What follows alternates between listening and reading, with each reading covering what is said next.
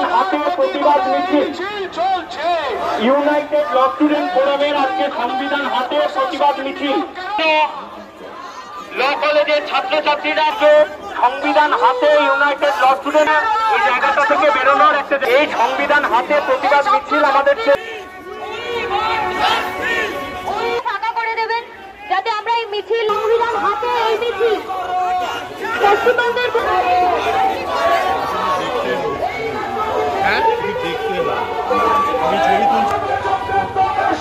Police প্রশাসন জবাব দাও।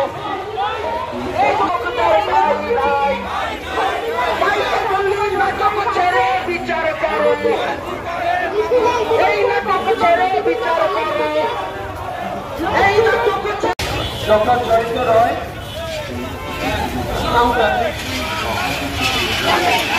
জন্য অনুরোধ করছি।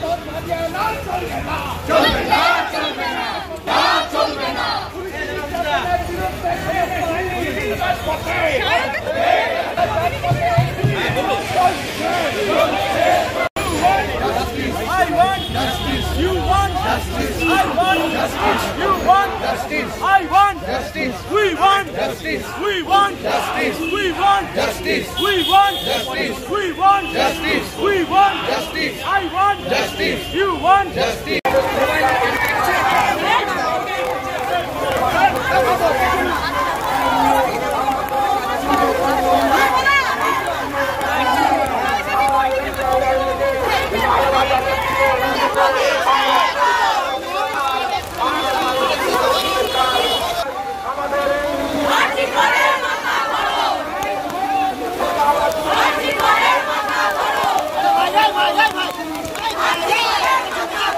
পক্ষে থাকবো, হয়রান যাদের করা হচ্ছে তার প্রতিবাদ জানাবো। আমরা তাই লালবাজারে গিয়ে দাবি করলাম প্রতিবাদীদেরকে হয়রান করা যাবে না, মিথ্যে নোটিশ প্রত্যাহার করতে হবে। আর সিট গঠন যেটা হয়েছে সুপ্রিম কোর্ট, গতকালকে কলকাতা হাইকোর্ট, সবটাই সিবিআই। আমরা সিবিআইকে বলছি আপনাকে অপরাধীকে গ্রেফতার করতে হবে। এতদিন হয়ে গেল অপরাধী এখনো গ্রেফতার হয়নি। লড়াই তো চলবেই, লড়াইকে দমিয়ে দেওয়ার জন্য পুলিশের নোটিশটা ওই নোটিশের মধ্যে দিয়ে নয়, এবং লড়াই কখনো থেমে যায় না। আমরা বললাম যদি আপনারা চান মানুষ আস্তে আস্তে একটু, যাদের মনে ক্ষোভ রয়েছে একটু ক্ষোভটা মিটে যাক, তাহলে নোটিশ ফটিশ বন্ধ করুন। বন্ধুগণ, আমরা অল ইন্ডিয়া লয়ার্স ইউনিয়নের পক্ষ থেকে, শুধু অল ইন্ডিয়া লয়ার্স ইউনিয়নই বা বলবো কেন, সারা রাজ্যে প্রতিটা জেলায় প্রতিটা মহকুমাতে আইনজীবীদের যে ঢল নেমেছে, বার অ্যাসোসিয়েশনগুলো যেভাবে নেমেছে, স্বাধীন ভারতবর্ষে এবং স্বাধীন বাংলাতে এই ইতিহাস কখনো দেখা যায়নি। আর এটা নেমেছে এই জন্যই যে তারা দেখেছে যে আমাদের রাজ্যের যুব সবাই তারা এই লড়াইতে আছেন। We want justice, we want, we want, we want. আর এই জাস্টিসের জন্য, এই বিচারের জন্য আমরা গেছিলাম আজকে লালবাজারে। কারণ লালবাজার পুলিশ যে অন্যায়ভাবে প্রতিবাদীদের হয়রানি করছে, যে তিস্তা তিস্তা নোটিশ পাঠাচ্ছে, তিস্তা তিস্তা নোটিশ পাঠাচ্ছে, আর প্রতিবাদীদের হয়রানি করবার জন্য কলকাতা পুলিশ চাইলে এতদিনে তারা যাদের বুক গোল গোল করেছে, যাদেরকে ওই ভাঙচুরে অপরাধী বলে চিহ্নিত করেছে, তাদেরকে ধরতে পারত। রোগীকে বাঁচাতে এমন একটা জায়গায় ছিল যেখানে বুকের ফুসফুসে যাতে শ্বাসটা ভালো করে ঢোকে আর নিঃশ্বাসটা ভালো করে বেরোতে পারে, তার জন্য সবাইকে পরিষেবা দিচ্ছিল। সেই মেয়েটাকে রেপ করে পেলভিক বোন ভেঙে দিয়ে গলা, ঘাড়ে সূক্ষ্ম নরম যে হাড়, সেই হাড়টা ভেঙে দিয়ে তাকে মেরে ফেললো। কোথায়? যেখানে রেপ। কোথায়? যেখানে গোটা রাজ্যের মানুষ নিরাপদে থাকার জন্য হসপিটালে যেটাকে বাঁচাবে তার কাছে যায়, যদি তাকে তার বাড়িতে তার সেফের জন্য যদি কেউ রেপ করে খুন করে দেয়, আপনি রাস্তায় দাঁড়িয়ে চেঁচাবেন না? চেঁচাবেন তো? লালবাজারে বলে এসেছি, গোটা রাজ্যের মানুষ রাস্তায় নেমেছে।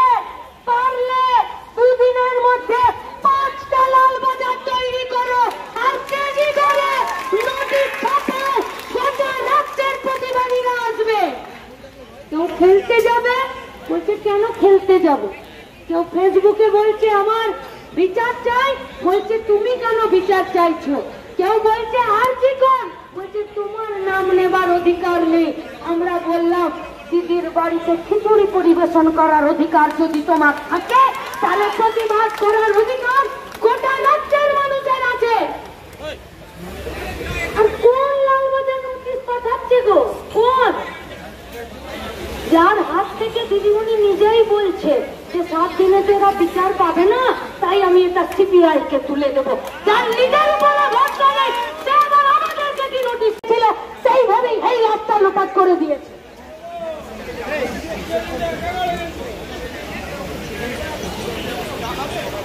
উত্তর দিনাজপুর যেখানে প্রতিবাদ করছে, সেখানে তৃণমূলীদের মেয়েদের গা থেকে ওড়না খুলে ফেলে দিয়েছে। রায়গঞ্জ, উত্তর দিনাজপুর মুখবাদীদেরকে রেপ করেছে, তাদের উপরে অন্যায় অত্যাচার করেছে। তারপরে যখন তারা তাদের পুলিশের বিরুদ্ধে এফআইআর করছে, পুলিশ এফআইআর নিচ্ছে না। বীরভূম একটা গৃহবধূর যৌনাঙ্গে বন্দুকের নল ঢুকিয়ে দিল, পুলিশ এফআইআর নিচ্ছে না। হসপিটালে ভর্তি রেখেছে, বলেছে কোন রকমে বেড থেকে বেরিয়ে এসে বাইরে আমি আমার এফআইআরটা লিখছি। আপনাদের সাথে হাতে হাত ধরে রাস্তাতেও হবে, আদালতেও হবে, দেখে নেব কার কত জোর আছে। তাই রাস্তার দখল আজ থেকে নেবার জন্য সমস্ত কর্মীদের কাছে, গোটা রাজ্যের মানুষের কাছে আমাদের আবেদন, দোষীদেরকে শাস্তি দেওয়াতে সাহায্য হবে, কিন্তু প্রতিবাদীদেরকে যদি দমন করতে চাই তাহলে লড়াই হবে। লড়াই ছাড়া 1 ইঞ্চি কথা হবে না। কমরেড, ছাত্র, যুব, মহিলা সংগঠন এবং এআইইউ যে সমস্ত কর্মীরা উপস্থিত হয়েছিলেন, সকলকে সংগঠনের পক্ষ থেকে রক্তিম অভিনন্দন এবং লাল সালাম জানাচ্ছি। আজকের কর্মসূচি এখানে আমরা শেষ করছি। এলাকায় পাড়ায় গিয়ে ফিরে গিয়ে গোটা রাজ্য জুড়ে লড়াই আন্দোলন সংগঠিত হবে। আর সেই লড়াই আন্দোলনে দোষীদের শাস্তির দাবিতে আমাদেরকে রাস্তায় থাকতে হবে, আর রাস্তায় থেকেই আমাদেরকে লড়াই ছিনিয়ে আনতে হবে। এই দাবি নিয়ে সবাই সাবধানে ফিরে যাবেন। আজকের কর্মসূচি সেটাতে ও রোগীকে বাঁচাতো, এমন একটা জায়গায় ছিল যেখানে বুকের ফুসফুসে যাতে শ্বাসটা ভালো করে ঢোকে আর নিঃশ্বাসটা ভালো করে বেরোতে পারে, তার জন্য সবাইকে পরিষেবা দিচ্ছিল। সেই মেয়েটাকে রেপ করে পেলভিক বোন ভেঙে দিয়ে গলা, ঘাড়ের সূক্ষ্ম নরম যে হাড়, সেই হাড়টা ভেঙে দিয়ে তাকেই মেরে ফেললো। কোথায়? যেখানে সে সব থেকে বেশি সেফ। কোথায়? যেখানে গোটা রাজ্যের মানুষ নিরাপদে থাকার জন্য হসপিটালে যেটাকে বাঁচাবে তার কাছে যায়, যদি তাকেই তার বাড়িতে তার সেফের জন্য যদি কেউ রেপ করে খুন করে দেয়, আপনি রাস্তায় দাঁড়িয়ে চেঁচাবেন না? চেঁচাবেন তো? লালবাজারে বলে এসেছি, গোটা রাজ্যের মানুষ রাস্তায় নেমেছে। পারলে দুদিনের মধ্যে 5টা লালবাজার তৈরি করো আর কেজি করে নোটিশ ছাপাও, গোটা রাজ্যের প্রতিবাদীরা আসবে। কেউ খেলতে যাবে, বলছে কেন খেলতে যাবে? কেউ ফেসবুকে বলছে আমার বিচার চাই, বলছে তুমি কেন বিচার চাইছো? কেউ বলছে আর জি কর, বলছে তোমার নাম নেবার অধিকার নেই। আমরা বললাম দিদির বাড়িতে খিচুড়ি পরিবেশন করার অধিকার যদি তোমার থাকে, তাহলে প্রতিবাদ করার অধিকার গোটা রাজ্যের মানুষের আছে। আর কোন লালবাজার নোটিশ পাঠাচ্ছে গো? কোন? যার হাত থেকে দিদিমণি নিজেই বলছে যে 7 দিনে তো এরা বিচার পাবে না, তাই আমি এটা সিবিআই কে তুলে দেবো। যার নিজের উপরে ভরসা নেই সে আবার আমাদেরকে কি নোটিশ পাঠাবে? কি পাঠাবে নোটিশ?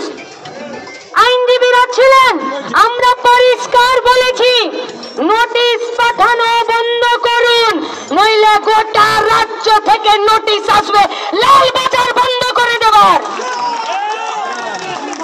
আমরা বলেছি প্রতিবাদীদেরকে হয়রান করে বন্ধ করুন, নইলে পুলিশ হয়রানির ওষুধ কোনো ডাক্তার জোগাড় করে দিতে পারবে না। আমরা বলে এসেছি সাহায্য তোমাদেরকে করতে চাই, কিন্তু যারা আরজিকর ভাঙলো, যারা মেয়েটার ডেড বডি পাচার করে দিতে চাইছিল, আর যারা সেমিনার হল আগেই ভাঙতে চলে গেছিল, যদি তাদেরকে ধরতে চাও গোটা রাজ্যের মানুষ তোমাদেরকে সহযোগিতা করবে, কিন্তু যদি তাদেরকে আড়াল করতে চাও তাহলে তোমাদের দায়িত্ব তোমাদের নিজেদেরকে নিতে হবে। এটা কি আছে আমাদের কাছে? কি এটা? এটা মুর্শিদাবাদের কেস। আজি করার পর মালদার ছেলে মরে গেল। এটা পূর্ব বর্ধমান। ধর দুটো কেস, একটা মুখ বধির আর একটা কলেজ পড়ুয়া মেয়ে। এটা কোথাকার? এটা রানাঘাট। ওই আর্জি করে একটা ডেড বডিকে এই পুলিশ যেভাবে ডাক্তার বাবুর লাশটা লোপাট করে দিয়েছিল সেইভাবেই এই লাশটা লোপাট করে দিয়েছে।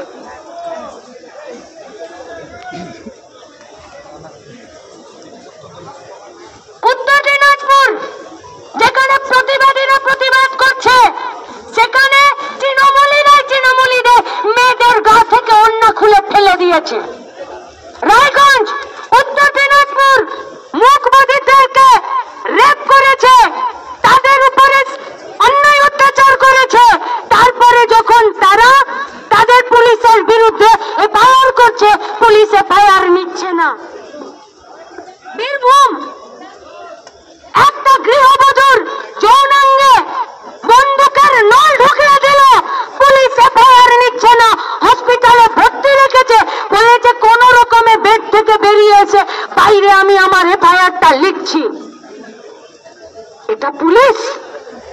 আরজি করার পরে এতগুলো ঘটনা পরপর ঘটেছে, একটা জায়গাতে পুলিশ কারো এফআইআর নিচ্ছে, পুলিশ কাউকে অ্যারেস্ট করছে, তাহলে এই পুলিশকে কি করে ভরসা করতে পারবো?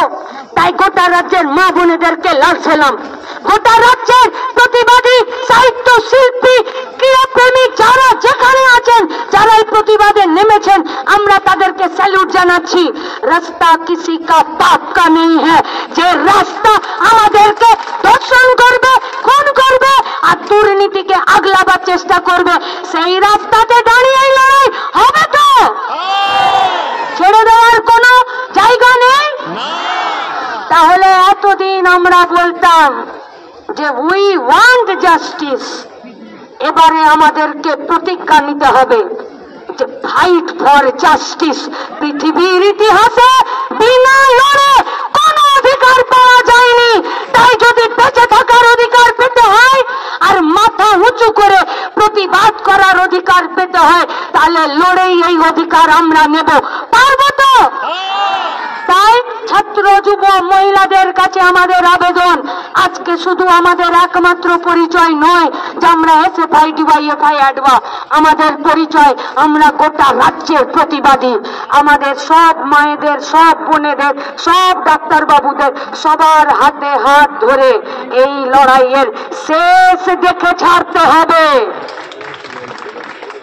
আরজি করের প্রিন্সিপালের 4টা চাকরি হবে, আর আরজি করে সুইপারের চাকরি হবে না, আরজি করে ওয়ার্ড বয়ের চাকরি হবে না, আরজি করে নার্সের চাকরি হবে না, আর গোটা রাজ্যের রুরাল হসপিটালগুলো সব তালা পড়ে থাকবে। এটা হতে দেব আমরা? তাহলে আরজি কর দুর্নীতির আতুর ঘর, স্বাস্থ্যমন্ত্রী থেকে শুরু করে স্বাস্থ্য দপ্তরের লোকেরা গরিব মানুষের